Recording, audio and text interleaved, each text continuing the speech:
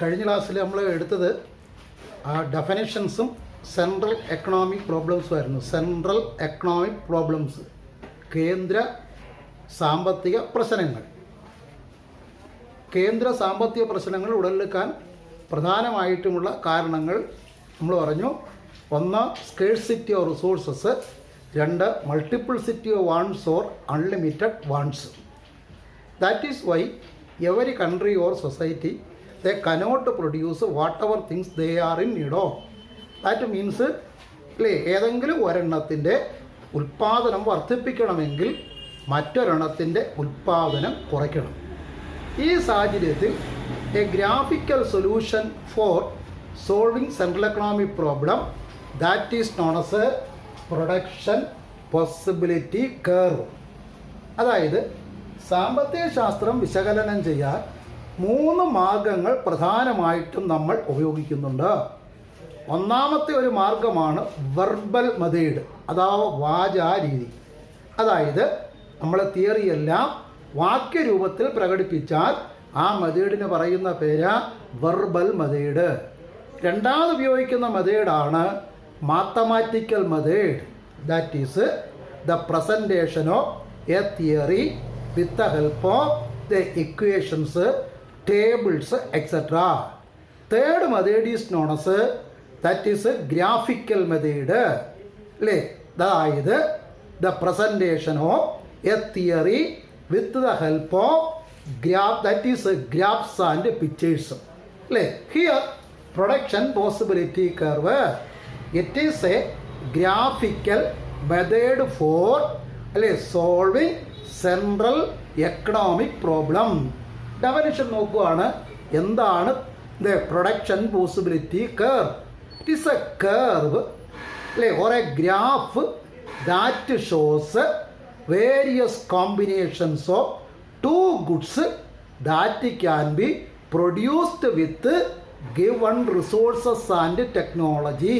ഒരിക്കലൂടെ പറയുന്നു, production possibility curve is a graphical method to solve central economic problems by producing 2 goods with given technology. അതായത് നിലവിലുള്ള സമ്പത്ത് കൊണ്ടും ഒപ്പം സാങ്കേതിക വിദ്യ കൊണ്ടും ഒരു എക്കോണമിക്ക് ഉൽപ്പാദിപ്പിക്കുവാൻ കഴിയുന്ന 2 സാധനങ്ങളുടെ വിവിധ അളവുകളെ സൂചിപ്പിക്കുന്ന ഗ്രാഫിനെ പറയുന്ന പേര് എന്താ? Production possibility curve. So what is production possibility curve? Production possibility curve is a graph that shows various combinations of 2 goods that can be produced with given resources and technology.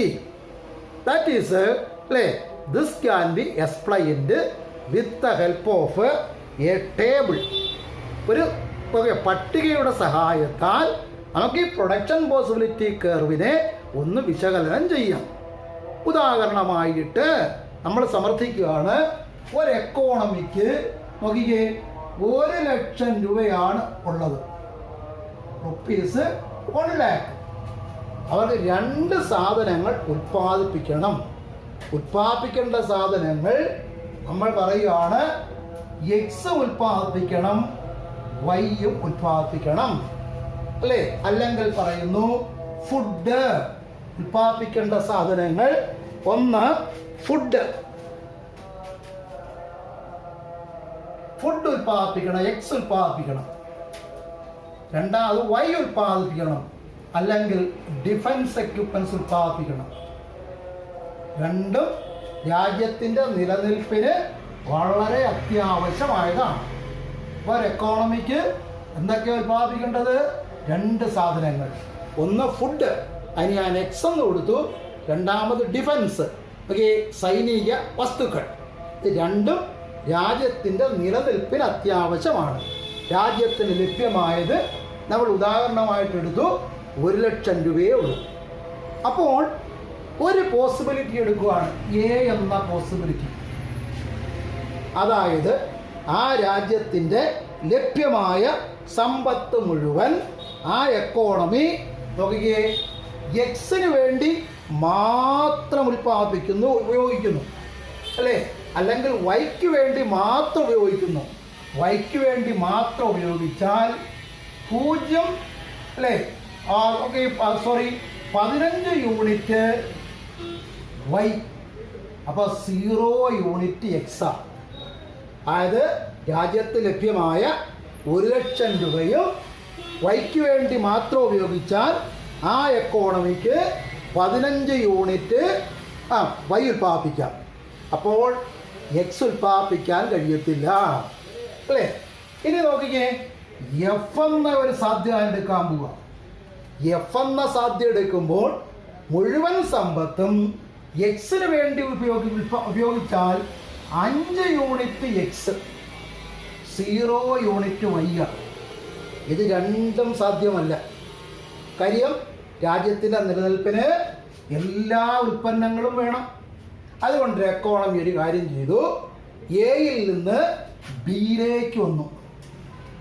ബിയിലേക്ക് വന്നപ്പോൾ വൈയുടെ ഉൽപ്പാദനം 1 യൂണിറ്റ് കുറച്ചു, 14 കുറച്ചു. അപ്പോൾ 1 യൂണിറ്റിൻ്റെ വിഭവം ലാഭിച്ചു അല്ലേ. That is our economy sacrificed 1 unit of Y. ആ റിസോഴ്സസ് ഉപയോഗിച്ച് economy can produce 1 unit of X. 1 unit X ഉൽപ്പാദിപ്പിച്ചു അല്ലേ. അതായത് 15 നിന്ന് 14 വൈ കുറച്ചപ്പോൾ എക്സ് 1 യൂണിറ്റ് കൂട്ടി. വീണ്ടും സിയിലേക്ക് വരിക. സിയിലേക്ക് വന്നപ്പോൾ ഇത് 2 യൂണിറ്റ് വൈ കുറച്ചു, ഇപ്പോൾ 12 യൂണിറ്റ് ആയി. ഇപ്പോൾ 2 യൂണിറ്റിൻ്റെ വിഭവങ്ങൾ ലഭിച്ചുകൊണ്ട് അത് കൊടുത്ത് 3 യൂണിറ്റ്, ഓക്കെ 2 യൂണിറ്റ് എക്സ് ഉൽപ്പാദിപ്പിച്ചു. ഇപ്പം 2 യൂണിറ്റ് വൈ കുറച്ചപ്പോൾ 1 യൂണിറ്റും കൂടെ എക്സ് കൂട്ടി, 2 യൂണിറ്റ്. വീണ്ടും ഡിയിലേക്ക് വന്നു. ഡിയിലേക്ക് വന്നപ്പോൾ 3 യൂണിറ്റ് വൈ കുറച്ചു അല്ലേ. Now the country can produce 3 unit of X. X 3 unit ഉൽപ്പാദിപ്പിക്കാം. ഇനി ഇയിലേക്ക് വന്നു. ഇയിലേക്ക് വന്നപ്പോൾ അല്ലേ 5 യൂണിറ്റ്, നോക്കിയേ 5 യൂണിറ്റ് എക്സ് കൂട്ടി, 5 കുറച്ചു. അതായത് 4 യൂണിറ്റ് കുറച്ചു. 9 നിന്ന് 5 കുറച്ചു. അപ്പോൾ ഇവിടെ 4 യൂണിറ്റ് ആയിട്ട് കൂട്ടി. അപ്പം 4 യൂണിറ്റ് ഇവിടെ കുറച്ചപ്പോഴാണ് ആ 4 യൂണിറ്റ് വിഭവങ്ങൾ എടുത്ത് എക്കോണമി എന്ത് ചെയ്തു, 1 യൂണിറ്റും കൂടെ വൈ എക്സ് ഉൽപ്പാദിപ്പിച്ചു. അടുത്ത എഫിലേക്ക് വന്നപ്പോൾ, ഓക്കെ എഫിലേക്ക് വന്നപ്പോൾ എന്ത് ചെയ്തു, വീണ്ടും 5 യൂണിറ്റ് കുറച്ചു. അത് കുറച്ചിട്ടാണ് അല്ലേ എക്സ് 5 യൂണിറ്റ് ആയിട്ട് കൂട്ടിയത് അല്ലേ. അപ്പോൾ നോക്കിക്കേ, എയും എഫും ഈ പട്ടികയിൽ ദ പ്രൊഡക്ഷൻ പോസിബിലിറ്റി PPA അല്ലേ, നമുക്ക് ഇങ്ങനെ കൊടുക്കാം PPA production possibility A and production possibility F. A എന്താ സൂചിപ്പിക്കുന്നത്, the entire resource that can be used for the production of X അല്ലെ Y alone. Economy can produce 15 units of Y and 0 units of x. F solely shows that PPF, the entire resources is used for the production of the x alone. The country can produce 5 unit of x and 0 unit of y. That is why PPA production possibility A and production possibility F, they are called extreme production possibility. Extreme production possibility ഞാൻ short ഫോമിലേ ഉപയോഗിക്കുന്നുള്ളൂ അല്ലേ. എന്ന് വെച്ചാൽ എന്താ, പരമാവധി ഉൽപാദന സാധ്യത. അതായത് ലഭ്യമായ സമ്പത്തും സാങ്കേതികവിദ്യയും ഉപയോഗിച്ച് ആ എക്കോണമിക്ക് ഉൽപ്പാദിപ്പിക്കുവാൻ കഴിയുന്ന പരമാവധി ഉൽപാദന സാധ്യത. ഒന്നുകിൽ 15 യൂണിറ്റ് വൈ അല്ലെങ്കിൽ 5 unit X. That is Y these production possibilities are known as extreme production possibility. That is in between these extreme production possibilities A and F. there are so many production possibilities. These possibilities are PP, okay, PPB, PPC, PPD and PPE. That is PPB. ഇത് സൂചിപ്പിക്കുന്നത് എന്താ? അതായത് that is by curtailing production of Y by 1 unit, economy can produce the 1 unit of X. PPC, by curtailing 2 units of Y, economy produce 2 units of X. അല്ലേ? അടുത്ത നോക്കിക്കേ, by sacrificing 3 units, 3 യൂണിറ്റിൻ്റെ കുറവ് വന്നു, അപ്പോഴാണ് 1 യൂണിറ്റ് കൂടെ കൂട്ടിയത്. അടുത്ത നോക്കിയ 4 യൂണിറ്റ് കുറച്ചു, അപ്പോൾ 1 യൂണിറ്റ് കൂടെ കൂട്ടി. 5ൽ നിന്ന് 0, 5 യൂണിറ്റിൻ്റെ ഉൽപാദനം കുറഞ്ഞു അല്ലെങ്കിൽ ഉപേക്ഷിച്ചു, അപ്പോഴാണ് അല്ലേ. അതുകൊണ്ട് in between A and F there are different production possibility.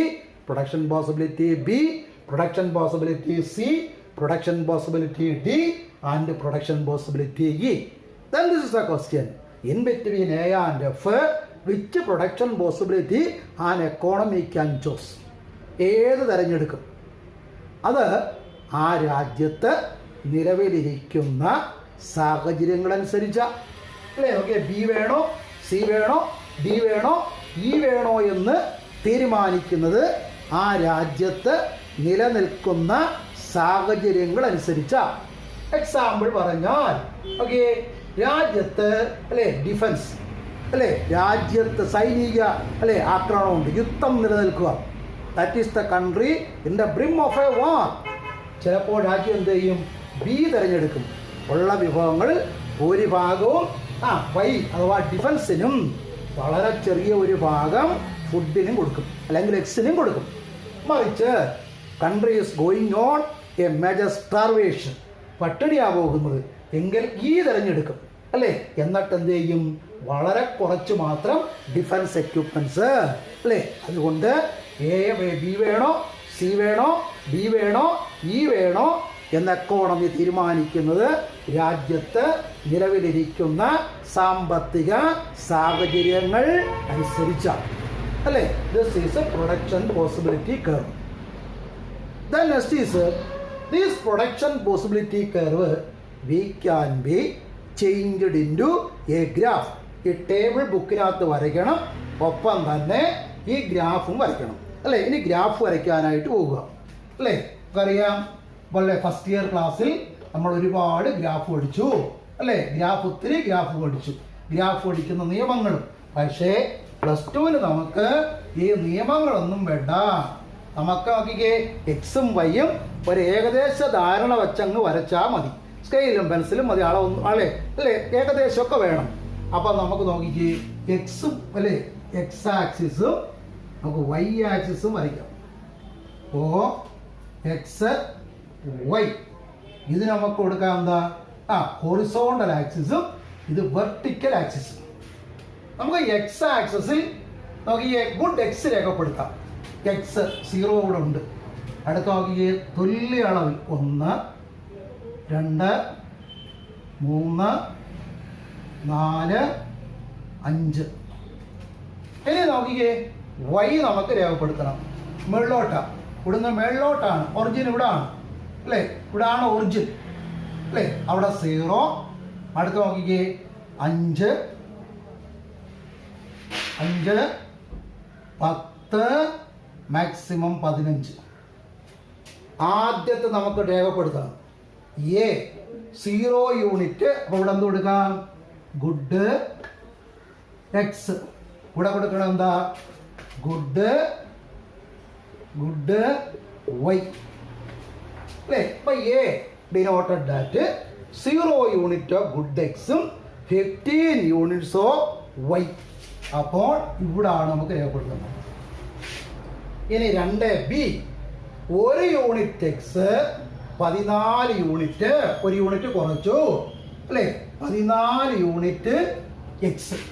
ഇവിടെ നോക്കിക്കേ 14 യൂണിറ്റ് അല്ലേ. Y 1 unit X.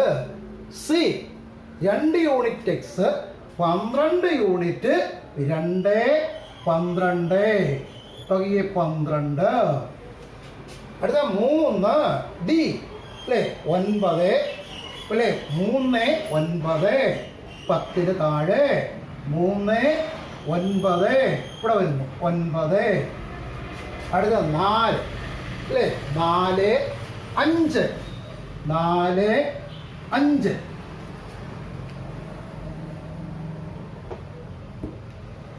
4 5 ലാസ്റ്റ് നോക്കിക്കേ 5 0 ഇതാ പോയിന്റ്. അപ്പം നമുക്ക് ഇത്രയും പോയിന്റുകൾ കിട്ടി. ഈ പോയിന്റുകളെയെല്ലാം യോജിപ്പിച്ചുകൊണ്ട് ഒരു കേർവ് അങ്ങ് വരച്ചു നമ്മൾ അല്ലേ. ആ കേർവ് നോക്കിക്കേ, ഇതാണ് ആ കേർവ്. എല്ലാം ഇൻഡു മാർക്ക് ലൈനകത്ത് വരണം അല്ലേ. ആദ്യം നമുക്ക് കൊടുക്കാം A B C D E F. ഈ കർവിന് നമ്മൾ പേര് കൊടുത്തു പ്രൊഡക്ഷൻ പോസിബിലിറ്റി കർവ്. ഇപ്പോൾ what is production possibility curve?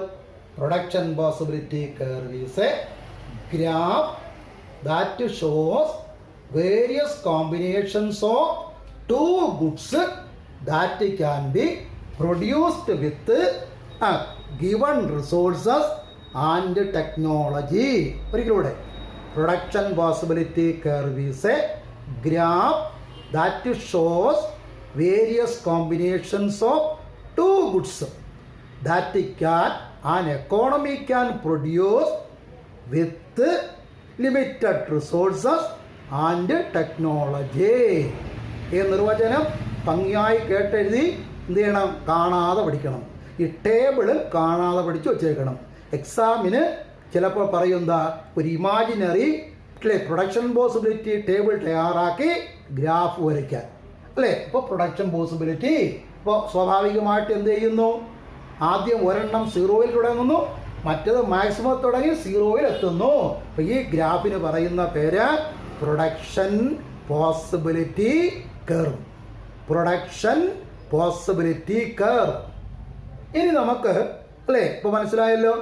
ഈ പ്രൊഡക്ഷൻ പോസിബിലിറ്റി കർവിനെ it is also known as a transformation curve. Production possibility curve is also known as a transformation